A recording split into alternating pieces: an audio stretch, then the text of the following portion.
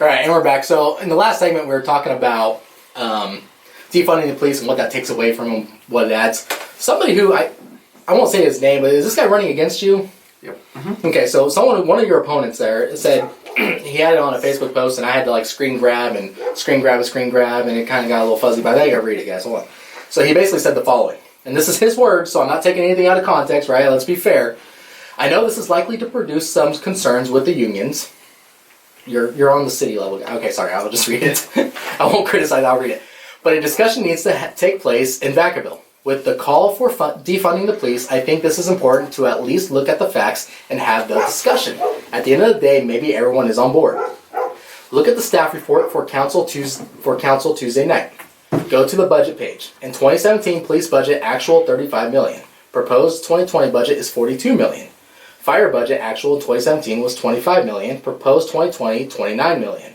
Increased budget in 3 years by $11 million in the two departments. Parks and Recreation, after-school sports, things for kids to do, youth development, after-school jobs, 2017 actual budget spent was $6.9 million. 2020 proposed budget, $7.7 million. Increased budget of $800,000. City spends $71 million on police and fire and $7 million on kids, seniors, and quality of life. Okay, that's the part that stuck out to me. The city spends $71 million on police and fire and $7 million on kids, seniors, and quality of life. Is he comparing apples and oranges here? Yeah, no, he definitely. So I think this is interesting. So I had seen that, but I think it just comes back to a fundamentally different view of the role of police and fire, public safety in our community. Right? He's looking at it as a line item that's completely separate from Park and Rec, and he's saying they're completely separated. Look, over here is $71 million for public safety. Over here is $7.9 for Park and Rec. So they can't be related. That's just a completely different way of looking at the role. They don't do the same thing. They don't do the same thing. I mean, I want to see kids and seniors have something cool to do too, but they're not going to take me to the hospital. Right. and they are related in this aspect, right? So when you're paying for police and fire for a city, we have the best. Vacaville's got the best. Yeah, they have great programs. Fantastic programs. Those programs affect seniors. Those programs support seniors. When seniors call 911, there's paramedics now in Vacaville Fire that show up with the engines. I mean, there are... And within 10, 15 minutes. I mean, they're there quick. Oh, they're way faster than that. I mean, in the district I live, District 2, we have Station 72. It's the most calls out of the whole city. And they're on top of it. Their response time is amazing. And so, and I encourage people to go look, like, hey, look at what they actually respond to. Look at the number of the calls they're taking. It's, at least for our district, it's growing. It's not coming down. Right. And so when they say, well, it's going up, yeah, the need is going up. And that's what they have to justify when they ask for these budgets. But yeah, Park and Recs do help out seniors. They do help out kids. They give them great places to play and have a great time. But that $71 million, or I'm not even sure of the exact numbers, but that number that goes to public safety goes to keeping our kids safe. It goes to keeping our schools safe. It goes to keeping our neighborhoods safe. It goes to making sure there's fire prevention programs in place. It goes to ensuring a really rapid response to wildfires. I mean, it does go to our seniors, kids, and small families. And so the fact that I saw that separated, I was like, that's just a fundamental difference of how we see the role of public safety in our community. I see it as pretty much underpinning everything, where not just a separate line item. So it's a really disappointing. Well, I think too that candidate, his very last words were, quality of life, right? Well, Vacaville wouldn't have the quality of life it has without Vacaville Fire and Vacaville Police. I mean, there's an abundance of presence everywhere you go. There's two or more police officers on a stop. They got each other's back. There's a safe community. They're stopping burglaries at the outlets all the time. They're interacting with our children all the time. So that's called quality of life. The reason why a lot of people move to Vacaville and want to stay in Vacaville and raise their children in Vacaville, and that's why I've been there for 30 plus years, is because that's the quality of life I want. I want the presence, and I want the quick response. And if that's not, I mean, I guess the Georgia Duke Center and the parks and everything, that's cool. Don't get me wrong. I want a beautifully kept city. But I think the police presence and the fire presence is what keeps it like that. You know what I mean? And so maybe spending more money on the budget for the police and fire helps us keep the other budgets lower, because we don't have to pay to repair brick walls every freaking weekend. There's not graffiti on every single corner. There's not vandalism. No one's breaking into windows. I mean, think about how much money was wasted when we put a fence perimeter around the city in this last vandalism thing that happened downtown. Right? That probably cost the city $20,000, and that's being very conservative, I think. To rent that fence for 3 weeks and then to come and remove all that spray paint. If the Vacaville police presence wasn't there, it'd be like that all over the city. Well, Vacaville police presence wasn't there. I mean, look what San Francisco spends on just removing human feces. Oh, exactly. They're not getting rid of the needles in their shoulder. It's like you have a city like San Francisco that's more worried about straws than they are about the needles inside the storm drains. Yeah. There's no rhyme or reason. If it sounds good and it sounds sexy, then that's what people want. But if you're really, truly talking about a quality of life, and this candidate appears to be talking about quality of life, then you can't have that quality of life that we're used to without police and fire. Yeah, I think you nailed it on the head. By investing in your police and your fire, you are investing in kids, right? Because you're getting rid of those drug dealers and pushing gang programs and stuff to help these kids grow up in America. You are investing in seniors, making sure that, because it happens all the time. One of the most common calls out here over the radio is lift assist. Right? Somebody falls down, they need help getting up. Fire en route to this address for a lift assist. Fire en route to this address for a lift assist. Right? I mean, that's investing in your seniors. By having firefighters that are ready and available, not a volunteer guys that are going to take 20 minutes just to get to the station, start the trucks and go, but guys who are there around the clock, who are 5 minutes around the corner, whatever, that's great. That's a great thing to have, and that's a well-run city when you have that available. Well, here's another point, too. I mean, we've all been in law enforcement here. We get these, you have to, in order to be, most cops want to work in a place like Vacaville, right? Because it's a great place to work where you get plenty of backup, you get great benefits, you know what I mean? And we all know on a national level that cops, I can't really speak for firemen because I don't know that right now, but statistically we have 3 to 7 years to live once we retire. If we can, if we make the full 30 years and we retire with a full pension, let's call it 90% or whatever it is. I think it's less now. We have 3 to 7 years to enjoy that retirement that we've earned, right? Yeah. And the Parks and Recs crew, they're going to live 25 years after they retire, maybe 20 years. You're talking about funding lifetime medical for cops, and that's being like overspending and so terrible. But these cops have sacrificed literally old age in return. Firefighters in California as well. I mean, if you start to dig into like the studies that they're starting to do about all the continual firefighters that issues, cancer, right, other type, and PTSD, all the sulfur they probably breathe. They're starting to see a real uptick in those types of issues, and so it's not just so to compare city departments like that is unfair. Right. You have these firemen and these police officers that are literally sacrificing their health and their statistically, they all know when they put on that badge and gun that there's a chance they're not going to come home. There's just all kinds of things that are mitigating factors into this, and it's not fair to compare Parks and Recs. And the point's well taken, though. It's expensive, right? It is. I mean, I always go back to we all know that people who run businesses, you do get what you pay for, and that's the underpins everything, right? And it is expensive, right? If we want the best firefighters and police officers, we're going to need to pay for it, because if not, they're going to go somewhere else.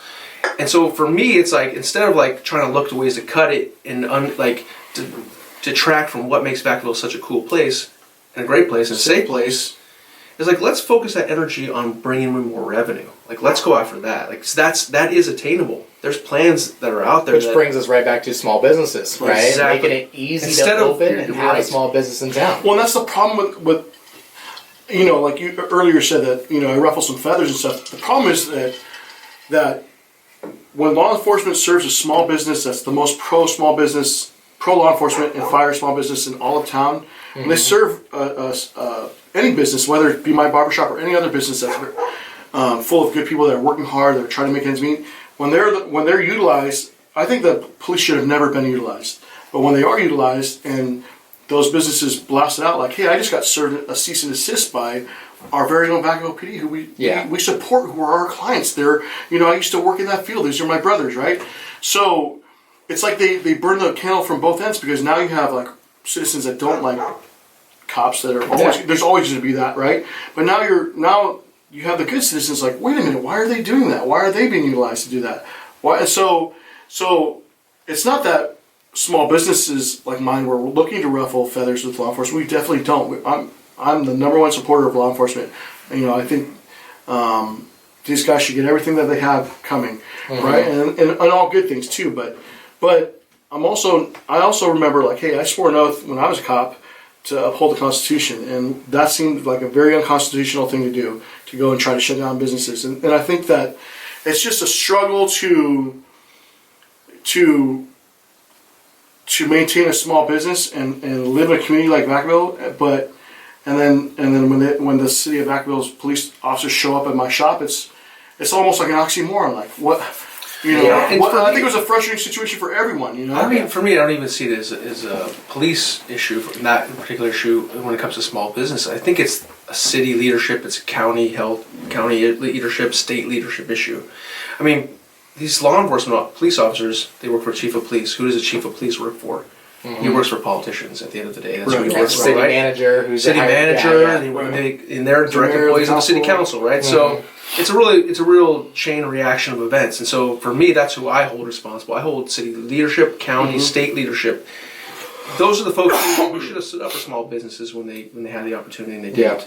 So right. And it probably would not have been a big deal to call up the chief and be like, hey, look, I understand what California, or I understand what the state's saying, I understand that, please don't enforce this stuff. I can't make you not do it, because it is... I mean, they learned the lesson. They have sanctuary states. Let's talk about pre-COVID. There's been sanctuary cities. San Francisco's a sanctuary city, right? It's just they chose to use their sanctuary as like, hey, look, if you're arrested and you're illegal, and we're not going to put a hold on you, right? But if they find you and they catch you, that's on you, right?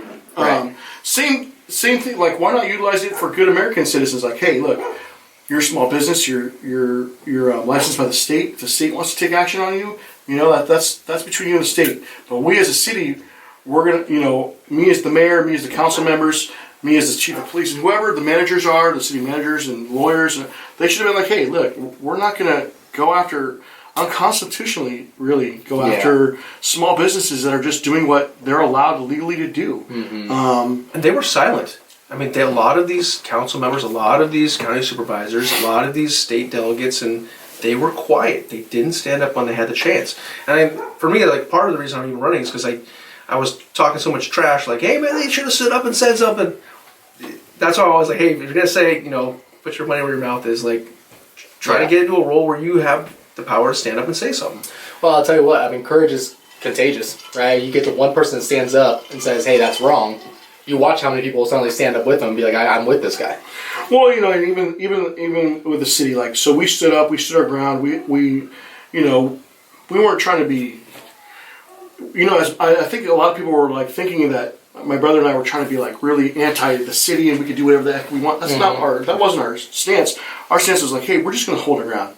We're just going to allow our barbers to work and make money. We're going to provide for our families, and we're going to feed them because we already know there's no help coming. There's no help, and if we don't, then we're going to lose these businesses. And we've invested a lot of money in a short period of time into building Primos. So, and not just Primo. Look at all the other businesses. There's businesses that have gone that will never go back. They'll never open up again. They're gone forever. Yeah. I mean, you see it every week. There's a new and people are like, "Oh my God, yeah, this has a real impact on people's lives." And it's sad, really sad. So standing up did create courage for other small businesses, and it also I think my brother Joe's right. Like, the city of Vacaville at some level learned their lesson. They're like, okay, we went after Primos and that just didn't pan out right. We're not going to go after anyone anymore. We might not. We'll take the calls and we'll send the warnings, but we're not going to send police anymore. We're not going to send fire anymore. We're just going to try to do it through the And so, unfortunately for me, our shops became kind of the sacrificial lambs that took the brunt, and then everyone else kind of got the pass. But as long as I think that standing up isn't always about yourself. It's about what's right. Yeah, and I feel bad for the police officers because I've been there too. You get caught in that rock and hard place, because you know the Constitution, you know this is wrong, you know this is not an enforceable law. Okay, some letter from the governor's office is not something I can enforce. Right. Okay, but you get there and you're like, when all is said and done, I do have mouths to feed, right? I have a mortgage to pay, and so I think when this all started, I remember I was still working patrol and I told my boss straight up, I was like, hey, don't ask me to serve anything because I don't want to do it. Okay, I don't want to do it. I think it's unconstitutional. It's wrong. I don't want to do it. Now, obviously, if push came to shove, I'd probably very apologetically be like, look, I'm so sorry. Right. They're making me drop this off. I don't care if you read it or not. I gotta go. Exactly. I think that'd be my attitude about it.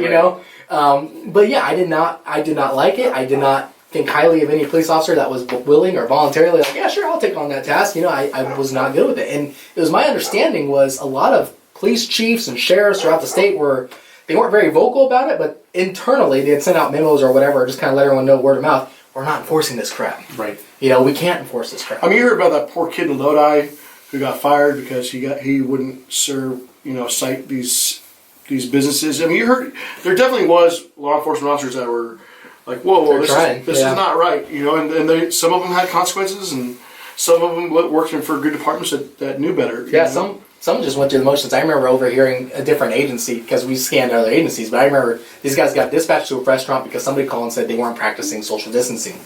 So I hear the officers kind of, on the radio, hey, we're on scene, they go in, everything's fine here, and they leave. I don't know what they saw, but they probably didn't see anything that they cared about or anything that they could enforce. I hope people learn from the last year that local elections, local stuff matters. Mm-hmm. Because if you have, let's say you have a city where a sheriff's willing to stand up who's locally elected by a county, he's going to will up and say, no, not in my city, not my county, it's not going to happen. That matters. All the businesses in that county can be like, ooh. Yes. You know what I mean? And then in the city council and the mayor are willing to say, hey, not in our city.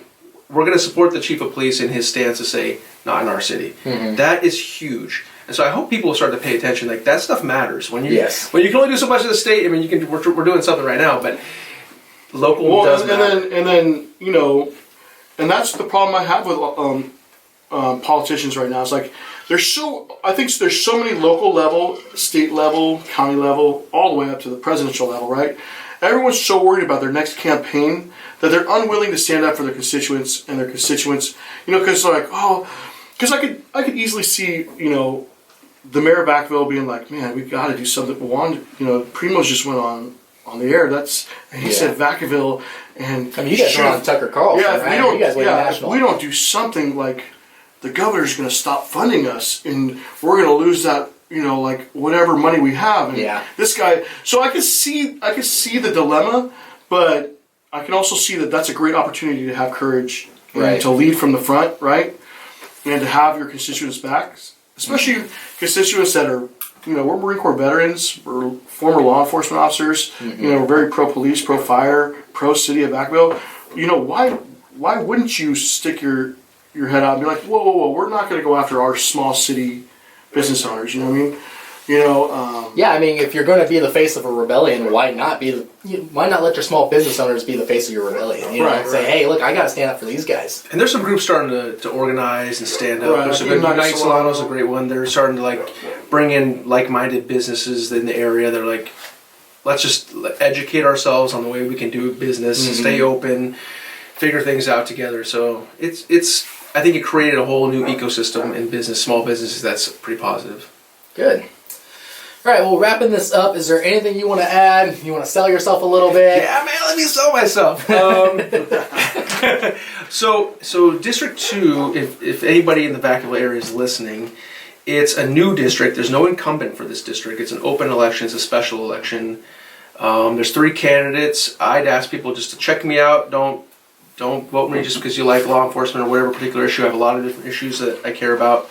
My website's Desmarais for Vacaville.com. That's number 4 at Vacaville.com. I've got plenty of videos. I got plenty of information on there. Follow me on Instagram, Facebook. You'll see a couple things. You're going to see, I'm pro law enforcement. I'm pro public safety. I'm pro small businesses. I'm not afraid to say what I stand for. I really believe it's not being a politician, it's being a representative. That means saying what you believe in, regardless of the consequences.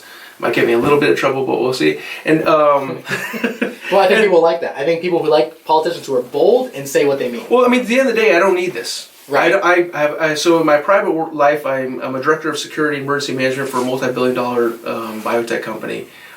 I'm okay there. I've got benefits from family. We're taken care of. I don't need to be putting myself out there. But I think it's important for people who are in those positions to stand up for others as well. And so it's a lot more than work than I anticipated. But I'd also ask people, look who works the hardest. Look who cares the most. Look who's willing to go to every single door in the district of 5,000 plus residences and ask them what's important to them. And I'm the only one doing that. Right. And so if you're looking for someone who really cares about the issues and is not just saying it to get a vote, then I think it's pretty evident that's me. So, yeah. All right, so vote for Joe. Yep, vote for Joe. All right, folks, this is the Stir in the Peace podcast. Thank you for joining us. Thank you for joining us live. If you're joining us live, And that's it. That's a wrap. I don't really have a way to close this show. I never really figured one out. Yeah. No song, no No song, no nothing. Maybe I'll throw something in there eventually. All right. Sweet.